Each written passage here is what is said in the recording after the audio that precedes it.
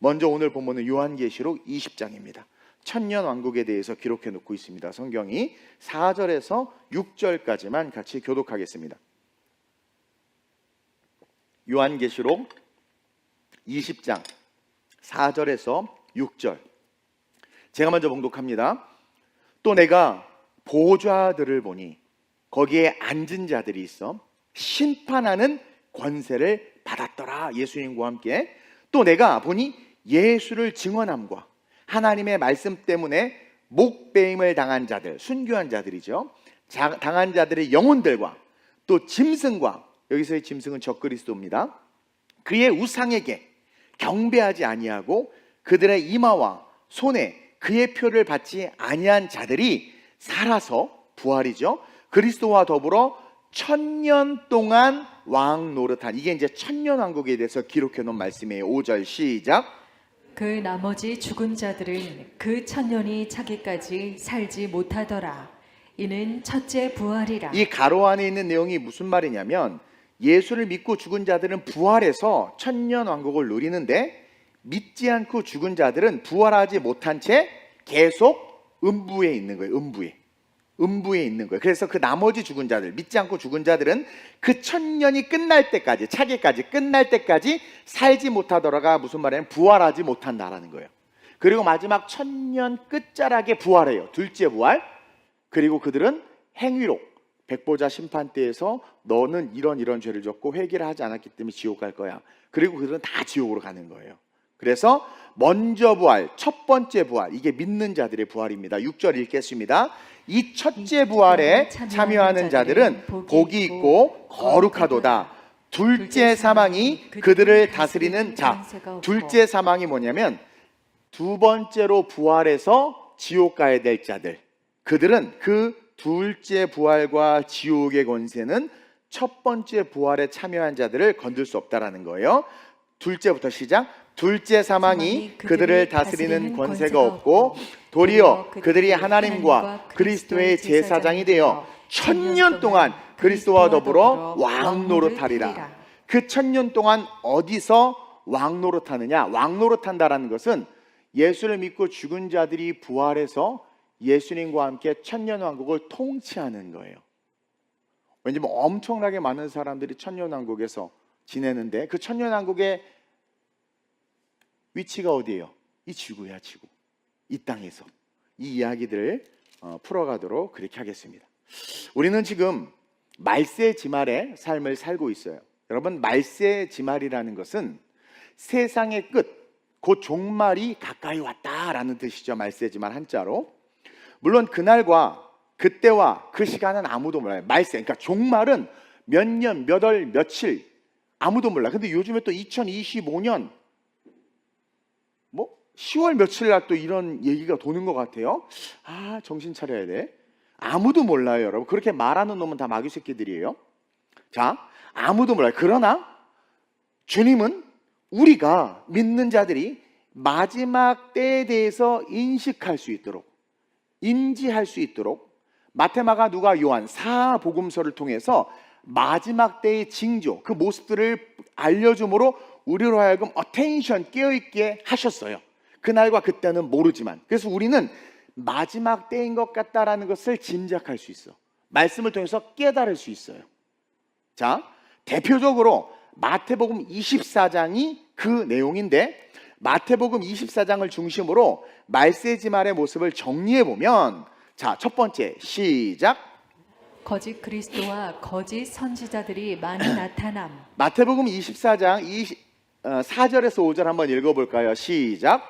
예수께서 대답하여 이르시되 너희가 사람의 미혹을 받지 않도록 주의하라. 많은 사람이 내 이름으로 와서 이르되 나는 그리스도라 하여 많은 사람을 미혹하리라. 성경은 우리가 이 마지막 때 말세지말을 어떻게 유추할 수 있는지 사인을 주셨느냐? 바로 미혹이라는 거예요. 거짓 그리스도와 거짓 선지자들이 우리를 미혹합니다. 아유, 목사님 뭐 이단들 다 드러나는데. 맞아요. 이단들은 드러난 거고, 그렇죠? 근데 그 드러난 이단들 신천지 엄청 많아. 정명서 그렇게 TV에서 하고 그 팩트를 다 드러내고 감옥에 갔는데 아직도 다른 사람들이 그렇게 많아. 이해가 안 되잖아요. 뭐 이다니까 차치하더라도 문제는 기존의 건강한 교회들, 이 교회들조차 어떻게 되고 있다라는 거예요? 거짓 목사, 거짓 교사, 거짓 선지자들로 말미암아 이 교회가 변질되고 있다라는 거예요. 그러니까 이단은 뭐 그래요. 근데 타락한 교회들 역시 이 거짓 그리스도와 거짓 선지자로 성경이 이야기하고 있어요. 다시 말하면 마지막 때에 어떤 교회들이 등장하느냐? 사람이 쓴 책을 본문으로 설교합니다. 그리고 기윤실, 기독교 윤리 실천 운동본부 그런 데 같은 경우는 뭡니까? 성경의 가치보다 윤리의 가치를 성경 위에 둡니다. 손봉호 장로 같은 분들은 거의 적그리스도의 앞잡이들입니다. 그러면서 우리로 하여금 하나님이 말씀하신 말씀과 계명과 기록된 성경을 지키는 것보다 함께 살아가는 사람들과의 관계를 더 소중히 하면서 사람 중심의 삶을, 윤리와 도덕 중심의 삶을 살게 하는 게 거짓 선지자들인 거예요. 또 성경에 기록된 예수가 아니라 인간이 만들어낸 예수와 말씀을 듣게 합니다. 제가 그 멜버른에 있을 때 도서관을 자주 갔는데 그 도서관 앞에 무슬림들이 전도를 하더라고요. 근데 거기다 크게 써놨어요, 영어로. 예수님도 무슬림이었다. 열받아가지고요. 갔다가 너무 무서워서 그냥 다시 왔어. 시커먼 애들이 막. 그걸 대놓고 그렇게. 얼마나 우리 교회를 우습게 알면. 그리고 사람들도, 믿는 사람도 그래 예수님 무슬림, 그래 중동에서 그래 뭐. 그러니까 말씀을 배우는 게 아니라 지식을 배우는 시대, 성경을 가르치는 것이 아니라 사람의 이론을 가르치는 시대가 됐다라는 거예요. 여러분 종말에 대해서 기록한 요한계시록 마지막 묵시서죠. 이게 요한계시록의 시작이 1장부터 3장을 보면 소아시아 7교회에 대해서 편지하라는 이야기가 나와요. 여러분 같이 볼 수 있어야 됩니다. 예수님께서 왜 사도 요한에게 굳이 마지막 종말을 이야기하는데 너는 7 교회들에게 편지를 보내라, 목회자와 교회에 편지를 보내라는 거예요? 왜 그러느냐?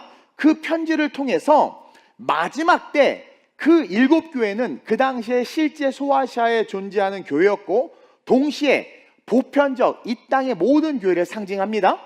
그리고 마지막 재림 때에 존재하고 있을 교회들을 의미해요.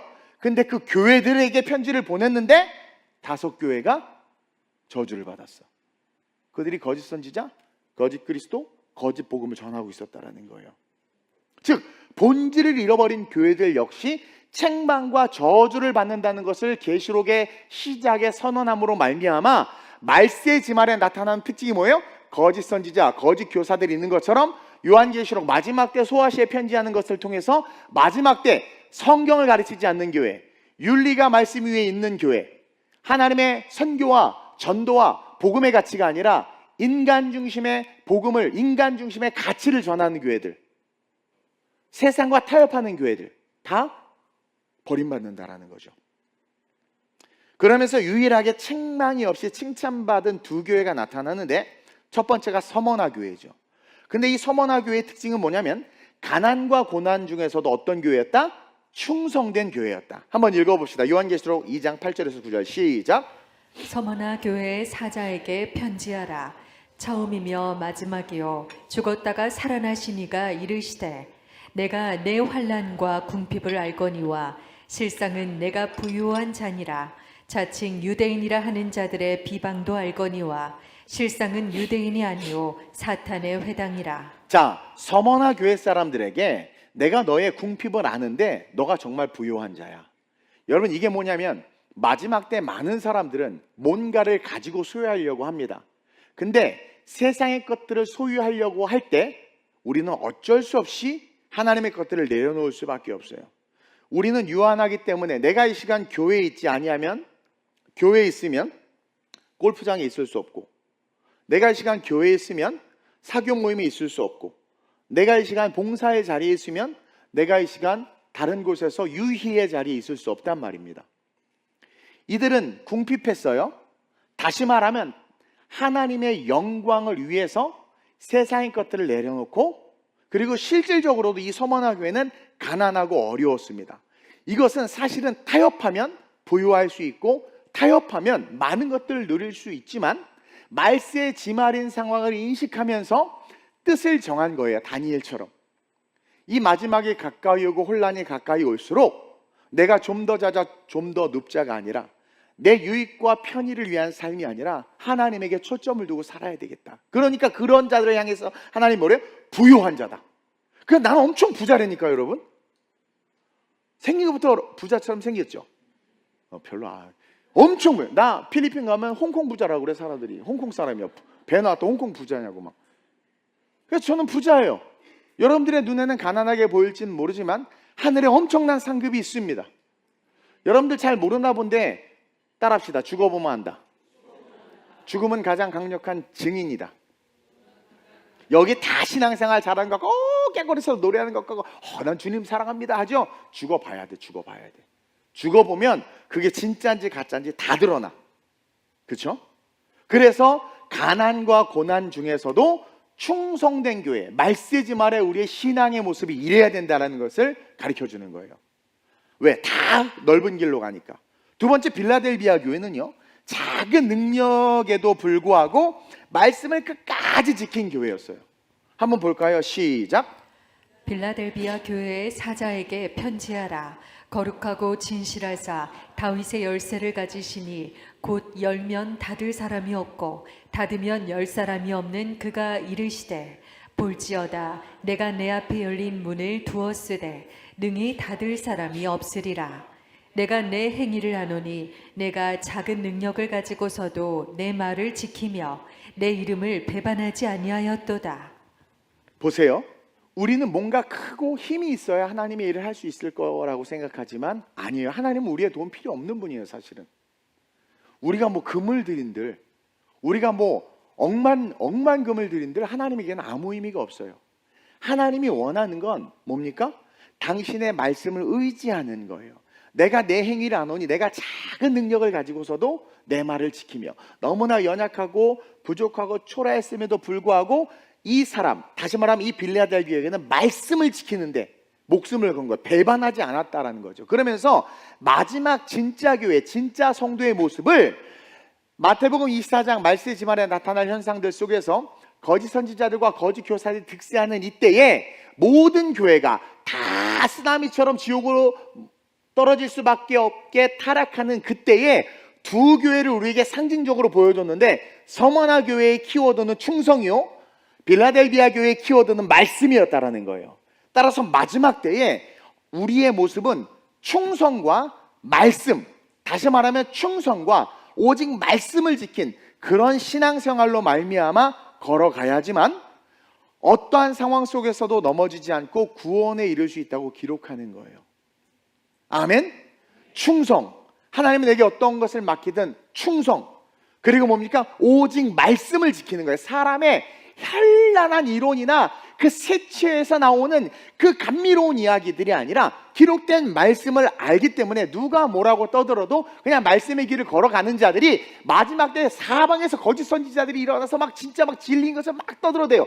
아니 하와도 넘어갔는데 우리가 안 넘어갈 것 같아? 다 넘어갑니다. 금방 세뇌돼요. 제가 지난주에 설교했죠. 아니 어떻게 원숭이상에다가 절을 하냔 말이에요. 이 위대한 인간이 금방 세뇌됩니다. 그래가지고 다 지옥으로 쓸려가기 때문에 사랑하는 아들 사랑하는 딸아 충성해라. 그리고 오직 말씀의 신앙을 가져라. 그렇게 이야기하고 있는 거예요.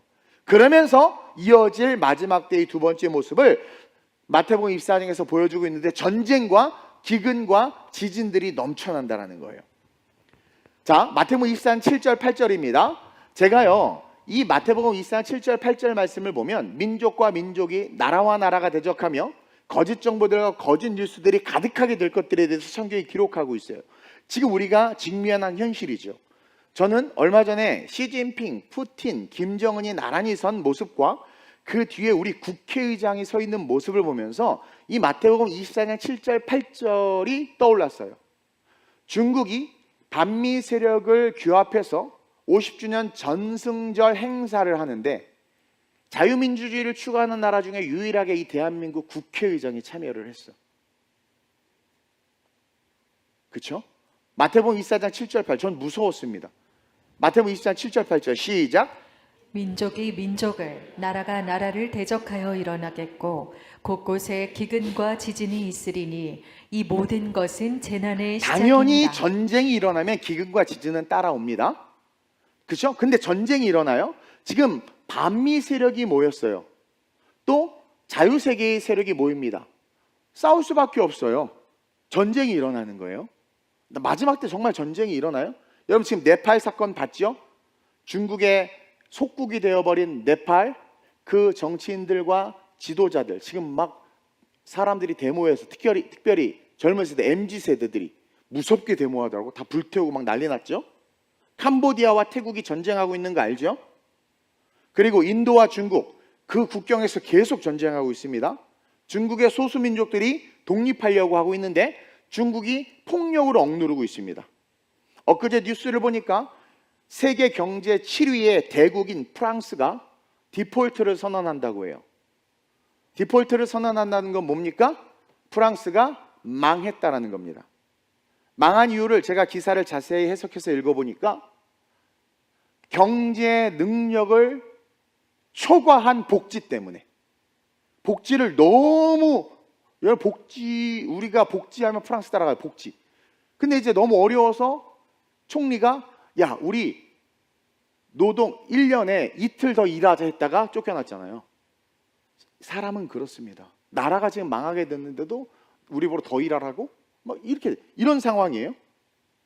그리고 관세 장벽들이 높아지고 있고 지금 막 뭐 도처에 막 나는 이 시진핑, 푸틴, 김정일 딱 있는 모습을 보면서 와 이거 진짜 마지막 때의 모습이다. 나라와 나라가 민족이 민족을 대적하고. 근데 거기 난 왜 대한민국이 자유민주주의 대한민국 국회의장 왜 가 있는지는 모르겠지만 이 마지막 때 전쟁이 일어날 거라는 거예요. 그리고 진짜 일어나고 있어요. 또 세 번째 뭡니까? 전염병과 두려운 일들이 많이 생긴다라는 거예요. 자, 사복음서에서 다른 저자들은 기록하지 않았는데 누가는 의사였거든요. 바울을 쫓아다니면서 바울을 돌봤던 의사인데 그 누가가 쓴 누가복음에만 이렇게 기록하고 있어요. 말세 지말에 대해서. 마태복음 24장과 병행 본문입니다. 시작. 곳곳에 큰 지진과 기근과 전염병이 있겠고 또 무서운 일과 하늘로부터 큰 징조들이 있으리라. 저는 또 무서웠던 게 뭐냐면 빌 게이츠가 한국에 왔죠. 난 이 인간이 왜 왔나? 내가 예전에 IT를 처음 할 때는 내가 되게 존경하고 좋아했던 사람인데 지금은 아주 혐오하는 사람인데 이 빌 게이츠가 왔다 갔다 그러죠. 그가 지금 하고 있는 게 뭡니까? 전 세계에 백신을 풀고 있습니다. 백신을 풀고 무료로 풀고 있죠. 근데 무료로 풀수록 빌 게이츠는 엄청난 지금 돈을 벌고 있어요. 그리고 외부 정보에 의하면 앞으로는 코로나보다도 더 센 전염병이 올 거라고 말하고 있어요. 이미 중국은 제2의 코로나가 돌고 있고 뭐 약간 주춤한 것 같지만 또 아프리카에서는 알 수 없는 질병들이 또 막 일어나고 있고 그래서 어떤 이야기까지 나옵니까? 전 세계 모든 사람들을 대상으로 백신을 맞춰야 된다. 이런 이야기들이 나오고 있어요. 안 맞은 사람은 안 맞았다라는 것에 대한 페널티를 줘야 된다. 자유가 말살되고 있는 거죠. 내가 죽겠다는데 내가 바이러스 감염돼서 죽든 말든 내가 안 맞겠다는데 왜 맞으라는 거야? 그렇죠? 그러면서 알 수 없는 질병들이 올 거예요. 우리 코로나 때 얼마나 힘들었습니까?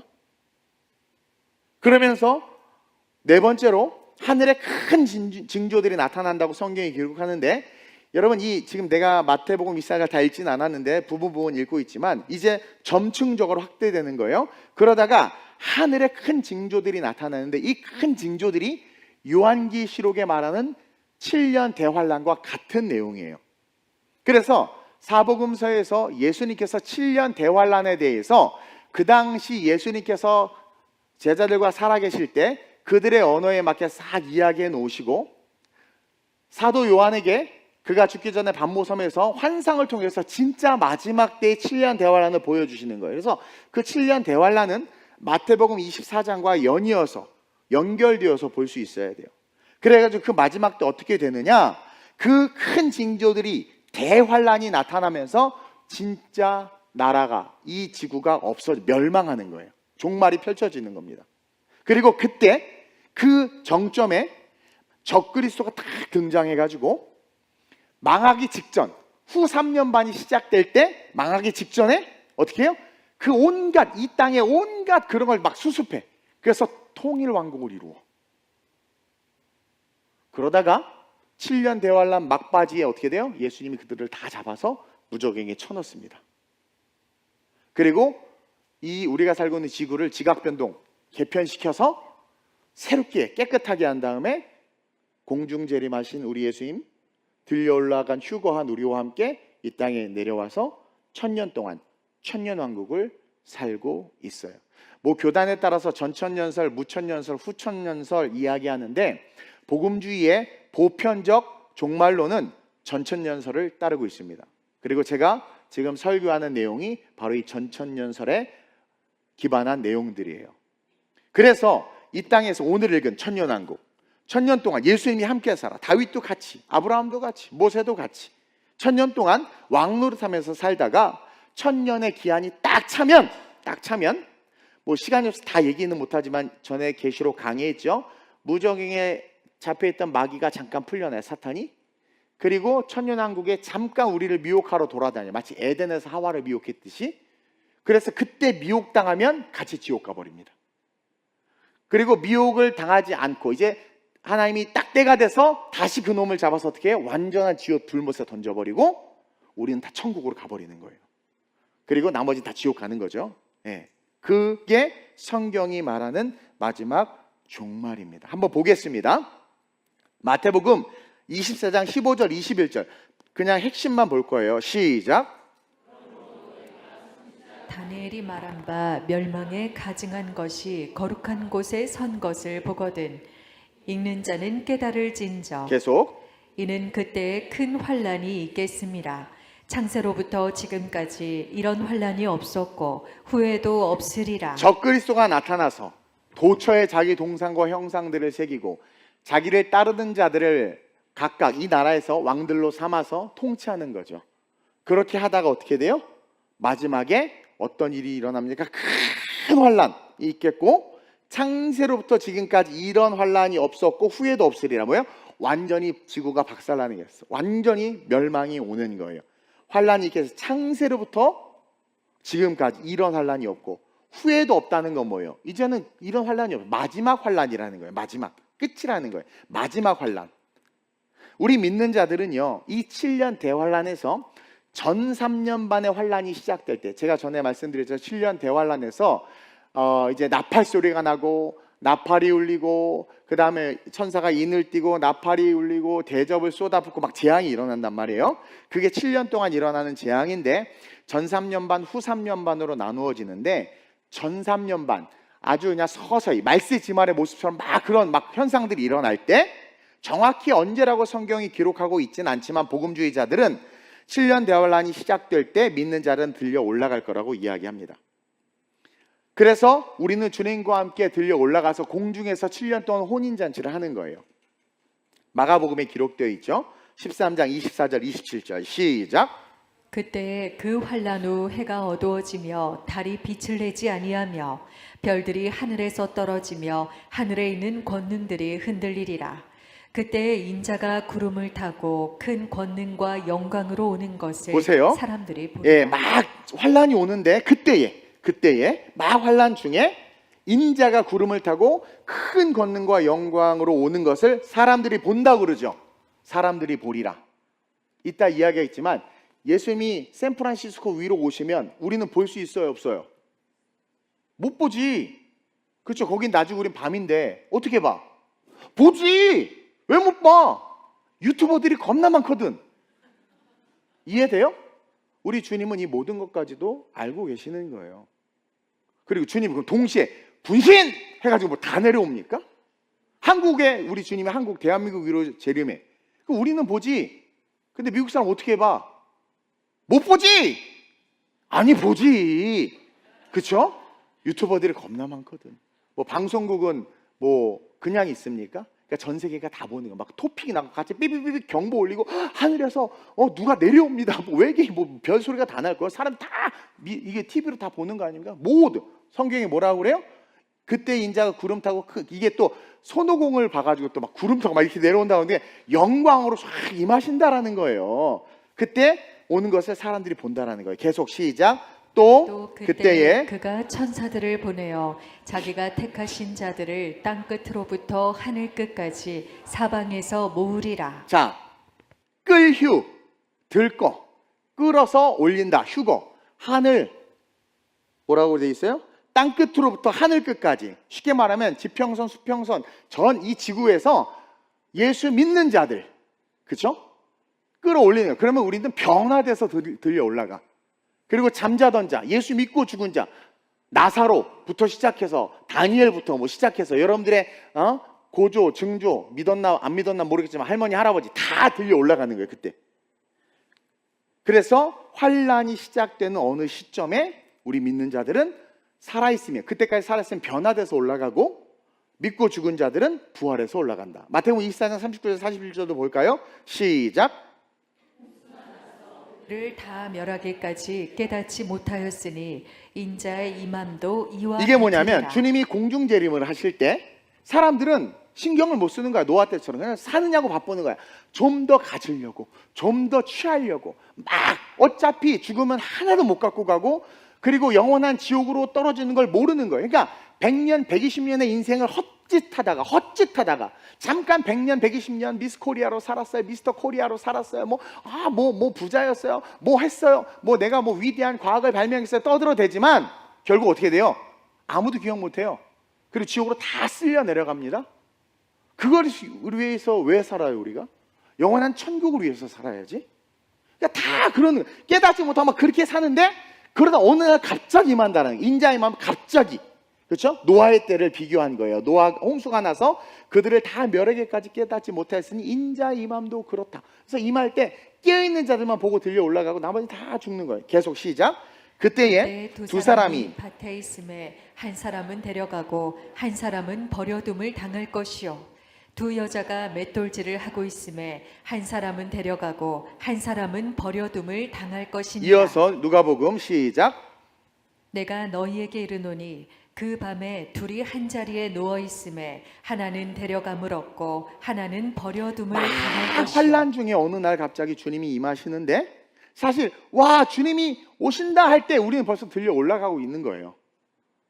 그리고 그 들려 올라가는 모습을 성경이 이렇게 표현하고 있죠. 두 사람이 밭에 있으면 한 사람은 데려가고 한 사람은 버려두면, 낮에 일하고 있는, 직장에서 일하고 있는데 대리님 어디 갔어? 이게 들려 올라가는 거예요.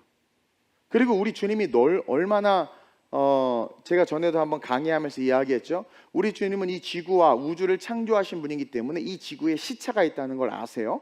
그래서 뭐라고 기록합니까? 어느 나라는 밭에 있으면 한참 일할 때 들려 올라가고 동시에 휴거가 일어나니까, 또 그 다음에 뭐래요? 여자가 맷돌질 한다는 건 아침을 준비하고 있는 거예요. 아침 준비하고 있는데 한 사람 데려가고 한 사람 버려도, 그러니까 어떤 사람은 낮에 들려 올라가고 어떤 사람은 아침에 들려 올라가. 또 누가복음에서는 밤에 둘이 자고 있는데 한 사람은 올라가고 한 사람은 남았어. 이게 뭐예요? 지구가 시차가 있으니까 낮, 오후, 밤이라는 거야. 주님이 재림할 때 각자 들려 올라간다라는 거예요. 이해하세요? 네. 이렇게 데려가는 모습을 성경이 또 정확하게 기록하고 있어요. 데살로니가전서 4장 16절 17절 시작. 그래서 후령과 천사장의 소리와 하나님의 나팔 소리로 친히 하늘로부터 강림하시리니 그리스도 안에서 죽은 자들이 먼저 일어나고. 자, 이제 재림할 때 천사장의 소리와 하나님의 나팔 소리로 친히 하늘로부터 강림하시리니 제일 먼저 어떤 자가 일어나요? 죽은 자들이 먼저 일어나고, 믿고 죽은 자들이. 계속. 그 후에 우리 살아남은 자들도 그들과 함께 구름 속으로 끌어올려 공중에서 주를 영접하게 하시리니 그리하여 우리가 항상 주와 함께 있으리라. 분명히 공중에서 영접한다고 그랬어요. 이해하세요? 그래서 예수님의 재림은 딱 한 번입니다. 한 번인데 재림하시다가 공중에 잠깐 머무세요. 이것을 신학적으로 공중재림, 공중으로 재림하신다는 의미인데, 그러니까 공중에 잠깐 머무시는 거죠. 공중재림. 오시다가 머무시고 다 끌휴, 들거 다 끌어올려. 그리고 7년 동안 여기서 혼인잔치를 하는 거예요. 지혜로운 다섯 처녀와 미련한 다섯 처녀가 등과 기름을 준비해야 되는데, 지혜로운 처녀는 기름과 등을 준비해가지고 신랑이 왔을 때 올라갔죠. 근데 등만 준비했던 여자는 문이 꽝 닫혀버렸어. 그러니까 이를 갈면서 으아 하면서 분노했다고 그러죠. 들려 올라가지 못한 거야. 그것을 상징하는 거예요. 신랑위험에 들어갔고, 그리고 나머지는 들어가지 못해서, 그리고 옛 성전에 가서 기름 사라. 이미 지구상에 있는 모든 교회 타락했거든. 살 수가 없는 거예요. 구원 못 받아요. 그래서 그렇게 공중에서 한번 잠깐 머무시다가 7년 대환란이 끝나고 지상으로 딱 내려오시는 거예요. 그러니까 재림은 한 번이에요. 한 번인데 성경에 그것을 중간에 잠깐 멈추셨다가 7년 환란이 지나고 이 땅을 아름답게 재정비하신 후에 내려오신다. 그래서 성경 말씀들이 하나같이 그렇게 기록하고 있다는 거죠. 그래서 자, 우리가 다 들려 올라가면 생각해 보세요. 믿는 자들이 다 들려 올라갔어. 그러면 이 땅은, 그렇죠? 이 땅에 있는 자들, 어떤 자들만 남아요? 옆 사람 보고 너만 남는다. 누가 믿지 않는 자들만 남겠죠. 믿지 않는 자들만 남겠죠. 근데 그 믿지 않는 자들 중에서 착한 사람 많아요. 수도원에서 도 닦는 분들도 많고 스님들도 많이 남아있지. 예수 안 믿으니까. 착한 사람들도 많아요. 동시에 범죄자, 교도소에서는 아무도 들려 올라가지 않을 것 같아. 범죄자들, 악한 자들. 자, 그러니까 예수 안 믿고 살아가는 모든 자들만 이 땅에 남아서 그 환란을 견뎌야 되는데, 생각해 보세요. 들려 올라가고 다 사라졌어. 말씀이 실제가 됐는데 이것을 믿지 않는 자들이 고지고대로 믿겠습니까? 온갖 UFO가 와서, 그래서 적그리스도의 세력에 있는 자들이 UFO라는 것을 이야기해서 이렇게 끌어올라가잖아요. 휴거에 대해서 우리로 하여금 망각하도록, 그것은 뭐 외계인의 뭐 이렇게 만들어 내는 거고 그런 어떤 그런 다양한 방법으로 우리의 다음 세대들이 천국 소망을 갖지 못하도록 애니메이션과 영화와 뭐 그런 것들 통해서 우리를 오염시키고 있는 거예요. 그리고 모든 뭐 화성에 가서 살고 뭐 살고 성경에 1도 기록되어 있지 않아. 그러면 아닌 거예요. 무슨 말씀인지 아시죠? 그렇게 과하게 쏠려가지고 나는 달로 가서 아니요, 여러분 없어요. 그런 거 없어. 어쨌든 그렇게 다 남은 사람들 중에서 이 환란 속에서 약탈과 노략이 일어나. 보세요. 내가 버스를 타고 가는데 운전기사가 아주 신실한 안수 집사야. 주님이 오셔. 그럼 들려 올라가죠. 교통사고 팍 나는 거야. 하나님 너무한 거 아니야? 너무한 거 아니야.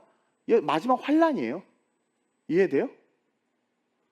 믿는 권사님 엄마가 국 끓이다가 들려 올라가서 집이 불이 홀라당 다 나버리고 막 웃는데, 보세요. 그날이 되면 어떻게 되니 정말. 그래서 난리와 소문이 있을 거라고 성경이 기록하고 있어요. 근데 이걸 수습하는 세력이 있습니다. 그리고 믿지 않는 자들 중에서 그 남아있는 자들에서 가장 강력한 사람들이 누굴 것 같아요? 바로 무슬림들입니다. 무슬림들이 거의 무슬림과 공산주의 세력자들이 이 세상을 지배할 거예요. 중국, 북한, 뭐 러시아, 그 다음에 중동의 무슬림들, 사우디아라비아, 뭐 이란, 이런 나라들.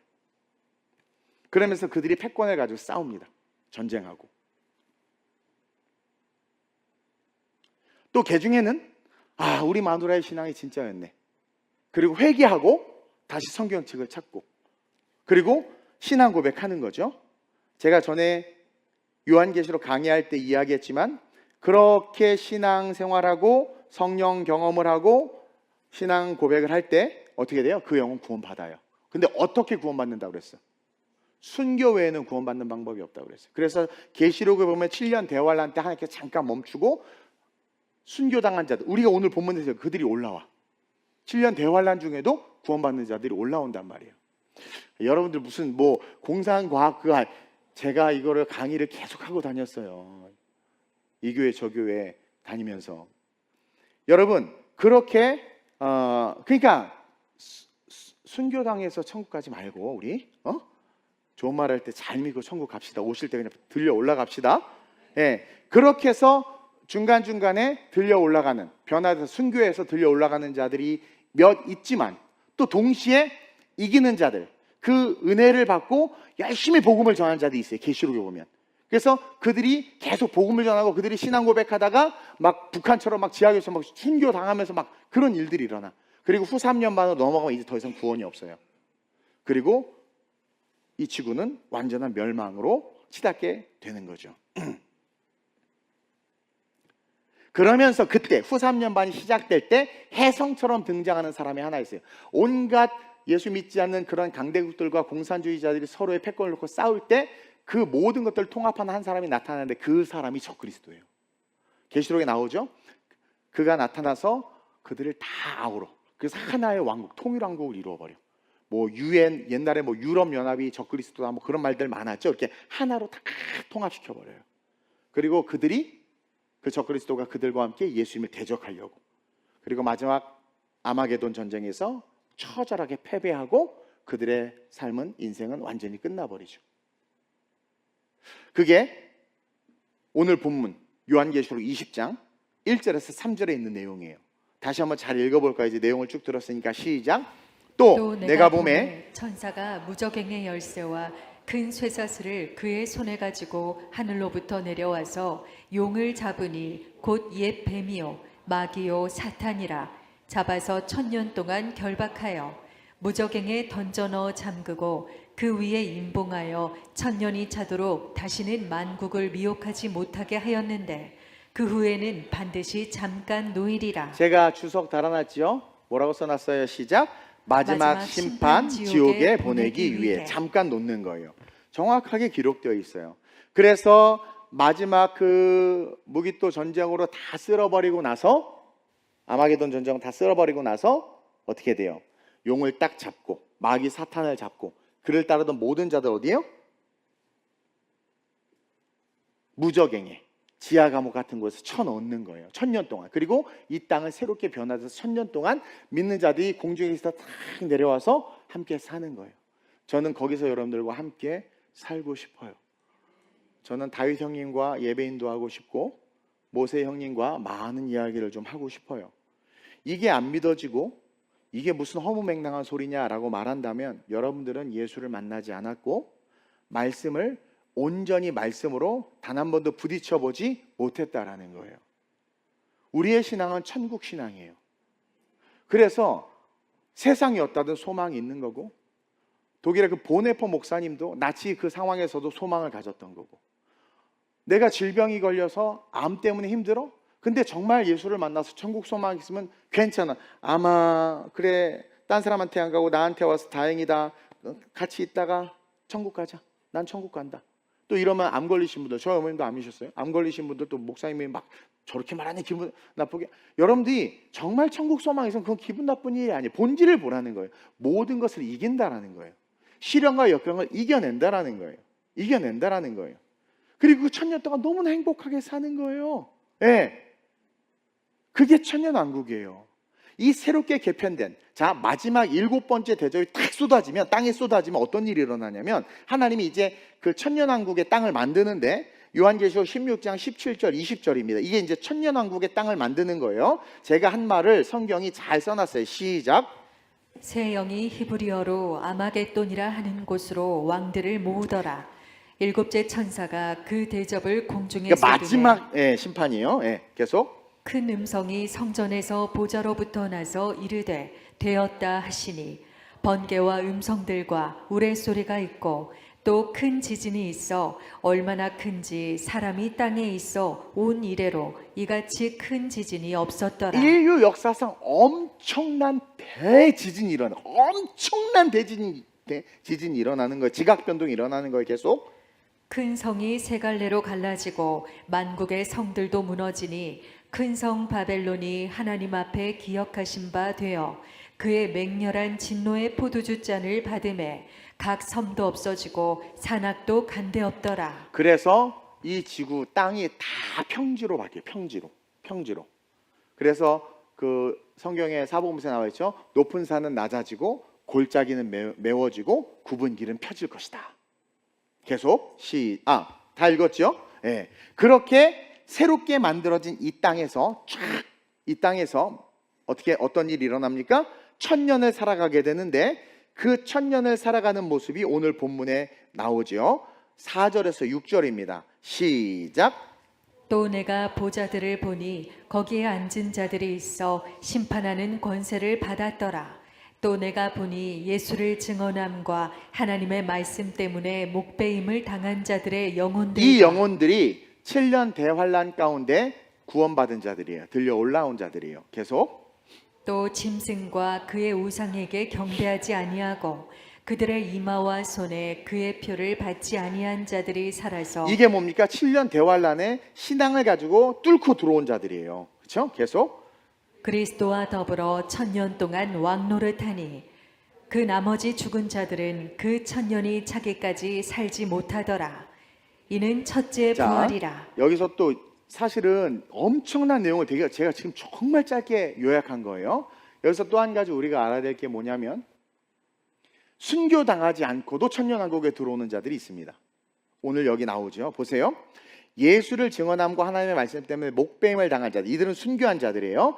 아마 내가 봤을 때 중동 지역이나 공산주의 치하에서 예수를 믿었고 그것이 드러나서 걸려서 죽은 자들일 거야.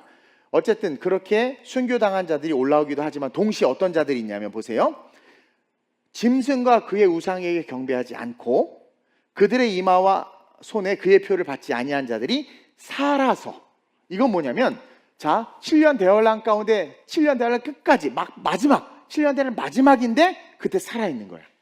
순교를 당하지 않았어요. 신앙을 딱 가진 자들 엄청나게 많아요. 이들은 그냥 뭐예요? 그 천년 왕국에 들어와요. 이들이. 그러한 자들도 많아요. 그래서 1000년 동안 이 땅에서 왕노릇하면서 우리가 살 때 엄청난 인구 폭발이 일어나는데 부활한 자들과 변화돼서 올라간 자들은 결혼하지 않아요. 애를 낳지 않아요. 그러나 살아서 천년왕국으로 들어온 자들, 육체를 입고 그렇게 들어온 자들은 시집가고 장가가고 애를 낳고 하면서 엄청나게 많은 사람들이 증가합니다. 그리고 그들은 누구랑 같이 사는 거예요? 지금 그들 역시 변화된 모습으로 들어가는 거예요. 근데 살아서 들어왔기 때문에, 그래서 거룩하게 바뀌어서 들어가서 마치 예수님이 변화산에서 똑같이 그들과 먹고 마시고 했던 것처럼 그렇게 살면서 예수님과 다윗과 믿음의 선지자의 통치를 받으면서 행복하게 사는 거예요. 근데 아담과 하와도 미혹됐듯이 하나님은 우리가 하나님 앞에서 신앙을 검증하길 원하세요. 그래서 무정에게 있던 마귀 새끼를 마지막 1000년 끝자리 풀어놓는 거예요.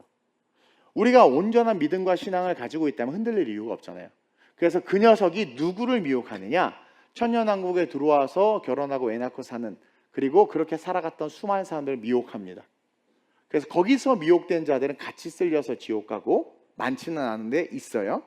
그러나 미혹되지 않은 자들은 어떻게 되는 거예요? 그대로 천국으로 가버리는 거죠. 그 이야기를 하는 거예요. 그래서 그 첫째 부활, 그 부활된 자들과 살아서 천년왕국에 들어온 자들, 그들이 1000년 동안 그곳에 있는 거예요. 그러면서 성경에 뭐라고 이야기합니까? 계속 이 첫째 부활에 참여한 자들은 복이 있고 거룩하도다. 둘째 사망이 그들을 다스리는 권세가 없다. 지옥과 상관없는 인생이 된다. 도리어 그들이 하나님과 그리스도의 제사장이 되어 1000년 동안 그리스도와 더불어 왕노릇하리라. 그러면 그 1000년 왕국, 1000년 동안 사는 우리가 사는 그 땅은 어떤 땅이냐? 역시 성경에 기록되어 있어요. 우리는 바이블 빌리버들이기 때문에 성경을 믿습니다. 이사야 11장 6절에서 9절에 나와 있죠. 시작. 그때 이리가 어린 양과 함께 살며 표범이 어린 염소와 함께 누우며 송아지와 어린 사자와 살진 짐승이 함께 있어 어린아이에게 끌리며 암소와 곰이 함께 먹으며 그것들의 새끼가 함께 엎드리며 사자가 소처럼 풀을 먹을 것이며 젖먹는 아이가 독사의 구멍에서 장난하며 젖된 어린아이가 독사의 굴에 손을 넣을 것이라. 내 거룩한 산 모든 곳에서 해됨도 없고 상함도 없을 것이니 이는 물이 바다를 덮은 같이 여호와를 아는 지식이 세상에 충만할 것임이니라. 이게 천년왕국이에요. 여호와를 아는 지식이 세상에 충만한 천년왕국. 사자들이 어린 양과 뛰놀고 어린이들이 함께 뒹구는 참 사랑과 기쁨의 그 나라가 이게 천국이 아니라 천년왕국이에요. 이미 예언해 놓고 있는 거죠. 그러다가 아까도 말한 것처럼 잠깐 마지막에 풀려난 사탄, 그 적그리스도의 세력들, 미혹하려고 하지만 미혹당하지 않죠. 그래서 결국은 지옥에 떨어집니다.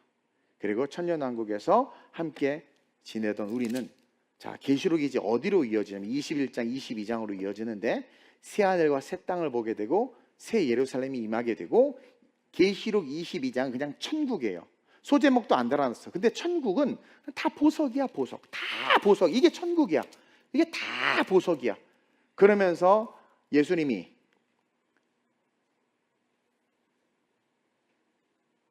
뭐라고 이야기해요?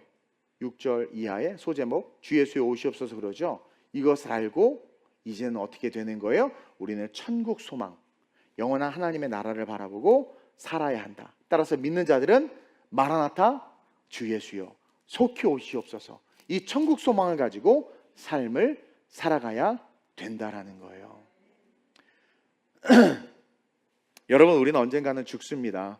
우리 오늘 박건영 안수 입사님이 우리 김민정 권사님하고 지지난주 아버님 이제 소천하셨는데 우리 위로 예배 드리고 또 제가 짧지만 설교한 것에 어머님하고 또 누님들이 신앙생활을 잘 못했는데 매형도 교회 다녀야 되겠다라는 결단을 했다고 우리의 그 위로 예배를 통해서 능력이 나타났죠. 그래서 감사해서 오늘 이렇게 뭐 떡도 준비했다고 하는데 받아가세요. 여러분, 우리가 나이가 들어서 죽기도 하지만 뜻하지 않은 사건과 사고로 죽습니다. 어떤 일이 일어날지 몰라요. 저는 묻고 싶어요. 준비되어 있냐라는 거예요. 저는 비행기를 탈 때마다 항상 이렇게 딱 기도합니다. 성령님 나와 함께 해주세요 하고 그냥 음악 듣고 자버려요. 성령님 나와 함께 해주세요 라는 것은 뭐냐면 내가 구원받고 싶다는 거거든요. 구원이 유일한 내 인생의 소망인 거예요. 도덕과 윤리를 뛰어넘어서 하나님은 그리스도를 바라는 자들에게 은혜를 주십니다. 근데 오늘날 한국은 도덕과 윤리가 성경 위에 있다 보니까 그것을 우리를 정죄한단 말이에요. 아니요. 이 땅에서 고난이 많으면 어때요? 시련이 많으면 어때요? 근데 신앙이 있어서 그것을 이겨냈다? 다 상급입니다. 천년왕국에 집이 있어야 돼요. 천년왕국에 먹고 살아야 돼요. 천년왕국에도 다스리는 자가 있고 일하는 자가 있고 섬기는 자가 있고 여러 모습들이 있어요. 거기서 여러분들이 축복을 받아야 돼요. 그것은 영원까지 사라지지 않는 축복입니다. 그리고 그렇게 살다 천국 가면 생명의 멸류관, 의의 멸류관을 받는 거예요. 얼마나 귀합니까? 여러분 언젠가 죽는단 말이에요. 그리고 죽음의 문을 딱 여는 순간 그때야 비로소 알 수 있어. 아, 내 끝이 지옥이구나. 아, 내 끝이 천국이구나. 여러분 근데 그때 그 순간까지 우리는 몰라요. 저도 몰라. 바울이 그래서 내가 남은 구원하고 도리어 내가 버림받을까 두려웠던 거. 이건 뭡니까? 임박한 재림에 대한 어떤 텐션, 긴장이 있었던 거예요. 바울은. 그러니까 그 삶이 계속해서 그리스도를 쫓는 거 아니겠습니까? 제대로 믿어야 돼요. 제대로. 근데 요즘에 헛소리하는 성도들이 너무나 많고 헛설교하는 목사들이 너무나 많아요. 제가 이번에 안식월에 많은 교회를 다녔는데 성경 본문을 해석하고 말씀을 인용해서 설교하는 교회가 거의 없어. 본문은 읽고 딴 얘기하고 다 책 얘기해. 왜 이렇게 다 유식해? 무슨 박사, 뭐 누가 뭐랬다 저랬다 저랬다. 그 책보다 성경이 비교할 수 없을 만큼 가치 있고 아름다워. 그리고 해석의 수준도 안 그런 교회도 많지만 그냥 너무나 보편적이고 그냥 큐티만 해도 알 정도의 해석으로 끝나버린다는 거죠. 말씀을 듣는다는 건 그 말씀이 나를 쳐서 내 삶이 말씀 복종할 수 있는 힘이 있어야 되는 말씀이거든요. 그래서 말씀은 아파야 돼요. 아파 막 이래야 돼. 고마워요. 여기서 버텨주셔서. 딴 데 가니까 너무 좋더만. 진짜 1시간만 예배 쌈박하게 끝나고 와 깜짝 놀랐어. 찬양부터 마무리 축도까지 55분 만에 끝나더라고. 난 이게 가능하다라는 것을 체험하고 회개했어요. 도대체 나는 누구이고 무엇이며 무엇을 했는가. 근데 남는 게 없어. 이렇게 가면서 남는 게 하나도 없어요. 저는 여러분들이 죽음을 준비하면서 살았으면 좋겠습니다. 그게 가장 지혜로운 거예요. 하다못해 스티븐 코비도 그런 말 했잖아요. 성공한 사람들 읽고 같이 스카에서 나는 항상 내 장례식을 생각한다. 내 장례식에 유명한 사람들이 오길 바란다. 내 장례식에 많은 사람들이 슬퍼하길 바란다. 이는 내가 그만큼 이 땅에서 멋진 삶을 살았다라는 증거다. 자기의 장례식을 꿈꾸면서 오늘 나를 스스로 복종시키는 거죠. 하다못해 세상 사람도 그렇게 하면서 성공을 꿈꾸는데 우리가 천국 소망을 바라보면서 산다면 오늘의 사는 삶에 우리의 가치가 바뀔 것이고 우선순위가 바뀔 것인데 도대체 무엇을 위해서 사냐라는 거예요. 내가 주를 위해서 헌신하겠다고 하고 사명자, 사역자의 길을 걸었음에도 편안한 길을 가려고 하고 집사, 권사 안수집사 장로를 받았다고 하면서도 물질 문제 때문에 벌벌 떨면서 11조 하나 못하고, 교회 빈자리가 보여도 내가 헌신하겠습니다, 봉사 하나 못하는 이유는 무엇으로부터 기인했는가? 이들이 천국 소망이 없다. 당장 내일 죽었을 때 그 죽음의 문을 통과해서 과연 나는 천국에 갈 수 있을 것인가? 사실 많은 장례 예배 때 위로의 차원에서 천국 같다고 이야기합니다. 근데 제가 장례를 치르다 보면 내 마음속에 슬픔과 어둠이 올 때가 있어요. 이분 못 갔어 천국. 그냥 느낌이 와요. 느낌이 와. 그리고 너무나 값싼 구원을 받는 자들이 많아요. 상급 없는 구원. 저는 여러분들과 함께 들려 올라가서 혼인잔치 참여했으면 좋겠고, 또 우리가 살아가는 이 시점에 진짜 전쟁이 일어나고 지금 이렇게 지금 완전히 극과 극이 지금 뭉쳤잖아. 이게 지금 무슨 옛날 냉전 시대도 아니고 얘네 셋이 뭉치고, 난 거기 왜 우리 대한민국 국회의장이 가 있냔 말이야. 그렇죠? 지금 이게 여러분 안 보여? 이게 지금 이상한 데로 쏠려가고 있는 거예요. 미국은 저렇게 시장경제와 자유민주주의를 추종하면서 관세로 막 주변을 막 달달 볶아내고, 근데 우리 입장에서는 불편하지만 자국민을 사랑하는 거 아니겠어요? 그렇다면 우리는 신앙 안에서 교인들을 사랑해야 되고, 교회를 사랑해야 되고, 내게 이 교회를 주신 게 얼마나 큰 축복인가 기억하면서 천국, 죽음을 준비해야 되는 것. 그래서 말씀을 준비하면서, 아들아, 죽음을 준비하면서 사는 자들은 무서울 게 없고, 죽음을 준비하면서 사는 자들은 세상을 두려워하지 않고, 죽음을 준비하면서 사는 자들은 일비하지 않는다. 그러한 자들에게 성령이 부어지고 그러한 자들에게 능력이 나타난다. 제발 여러분 믿지 않고 죽어서 둘째 부활에 부활해서 백보자 심판대 앞에 서는 일이 없도록 주님의 이름으로 축원드려요. 왜 악의 편에 서냔 말이에요. 왜 죄인의 길에 서냔 말이에요. 의인의 길은 여호와께서 인정하시나 악인의 길은 망하리라. 제가 수요예배 때 설교했지요. 원수는 사랑해야 돼. 원수는 개인적인 관계에서 나에게 해를 끼친 사람이야. 그러나 그 사람은 다른 사람에게는 은인일 수도 있고 좋은 사람일 수도 있어. 원수는 나에게 인디비주얼한 영역에서의 해를 끼친 자야. 근데 성경은 그 원수는 사랑하래. 그러나 악인은 공동체 해악을 끼치는 자들이에요. 교회 공동체, 유대 공동체, 이 대한민국의 해악을 끼치는 자들은 악인이란 말입니다. 성경이 악인에 대해서 뭐라고 그래요? 악인은 대적한, 악인은 구원받지 못합니다. 왜? 제가 다 설교했죠. 악인은 거짓의 아비인 사탄의 지배를 받고 있기 때문에 악인은 사랑할 대상이 아니라 대적해야 될 대상인 거예요. 근데 오늘 우리는 악인을 사랑해야 된다고 착각하고 있어요. 그래서 다 같이 지옥을 향해서 달려가고 있는 거예요. 제 간절한 소망은 여러분들이 천국 가는 겁니다. 여러분, 성경은 그날이 있음을 분명하게 우리에게 밝혀주고 있어요. 한 달 동안 할 설교를 오늘 하루 만에 다 했어. 사실은 그의 나라와 그의 의를 사는 것이 가장 가치 있다고 이야기해주고 있어요. 한 영혼이 회심할 때 하늘에서 난리가 난다고 그러잖아요. 주님의 이름으로 간절히 부탁드립니다. 우리 죽음을 준비합시다. 그리고 영원의 상급과 축복을 바라보며 그것을 향한 오늘의 우리의 신앙을 세워갑시다. 여러분, 인공위성에서 지구를 보면 하나도 안 보여. 누가 착하고 누가 예쁜지도 뭐 하나도 안 보여. 판단하고 정죄하지 말고 보다 큰 것, 영원의 가치를 바라보고 인생을 살아가는 우리 TGC 모든 성도님들 되시길 주님의 이름으로 축원드립니다. 이 시간 한번 기도합시다. 저 주님 만나고 싶습니다라고 기도하세요. 저 죽음을 준비하며 천국 소망을 가지고 살고 싶습니다. 저 하나님의 영광으로 구원받는 삶이 되고 싶습니다. 하나님, 내가 허탄한 것에 매여서 본질을 바라보지 못하고 정말 어떤 사고로 갑자기 죽을 수 있는데 죽었을 때 내 눈에 펼쳐진 그곳이 음부라면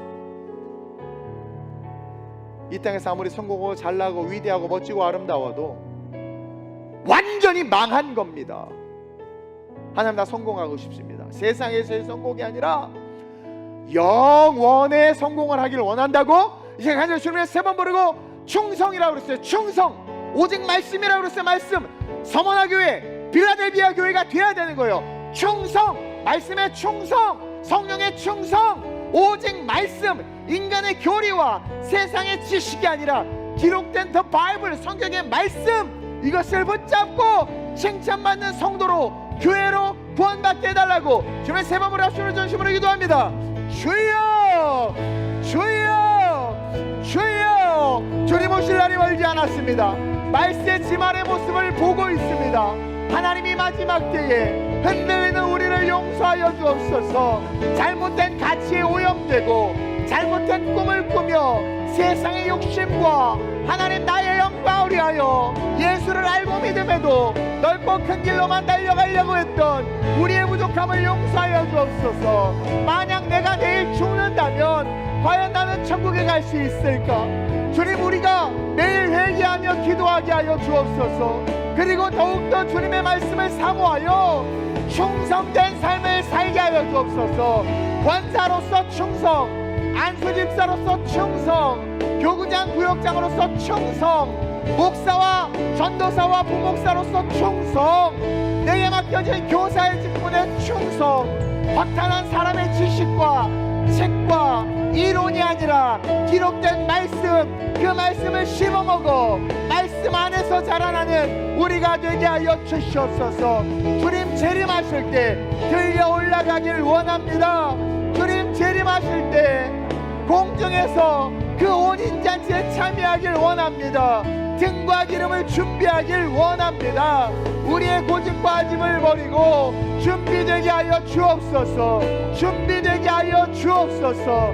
도처의 기근, 전쟁, 전염병, 도처의 이데올로기로 말미암는 갈등들과 전쟁들이 일어나고 있습니다. 하나님, 비본질이 우리의 눈을 가립니다. 주님, 불쌍히 여기시고 눈을 들어 주를 보게 하여 주옵소서.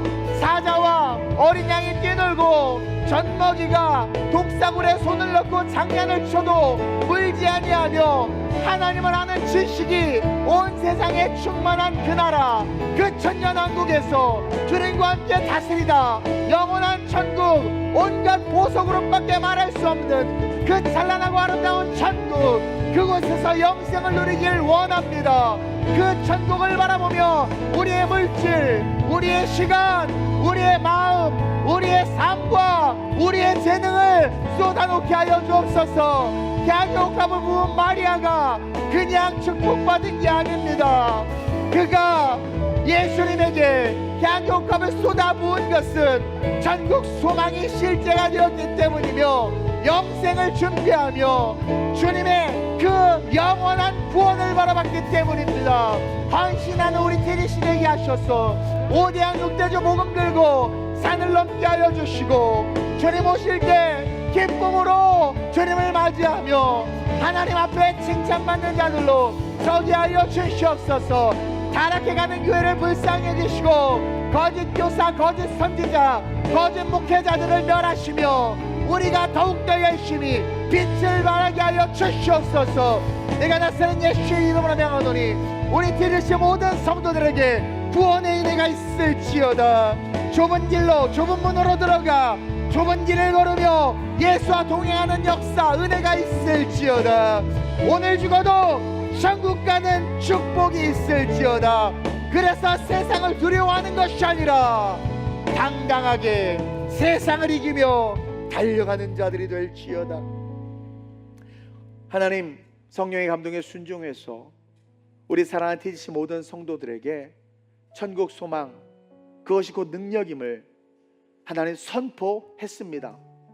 캐리그마, 이 복음의 선포가 우리 성도들의 심장을 치게 하시고 우리가 믿는 믿음이 헛되고 무의미하며 그냥 습관과 형식을 따라 믿는 것이 아니라 분명히 도래할 종말과 분명히 오실 재림의 주님과 분명히 살게 될 천년 왕국과 분명히 영원히 갈 천국이 있음을 알고 오늘의 삶의 포커스가 영원한 천국이 되어 흔들리는 세상 흔들리지 아니하며 올바른 가치를 가지고 죽음을 준비하여 주님 만날 날을 준비하며 그 영원한 천국을 사모하며 살아가는 진짜 리얼 신앙생활을 할 수 있도록 우리 성도들을 축복해 주셔서 주님 오셨을 때 정말 내가 좋은 교회 만났다, 내가 정말 좋은 목자 만났다, 내가 정말 이 흔들리는 세상 한복판 소아시아 7교회 중에서 유일하게 딱 2교회만 구원받았는데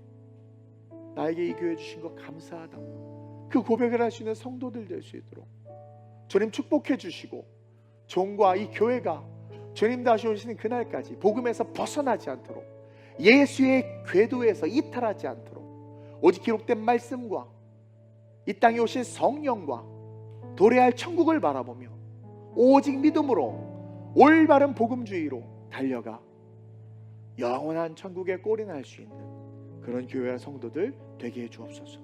역사하신 하나님을 찬양하며 모든 것을 이기게 하실 주님을 찬양하며 예수님의 이름으로 축복하며 기도드립니다. 아멘.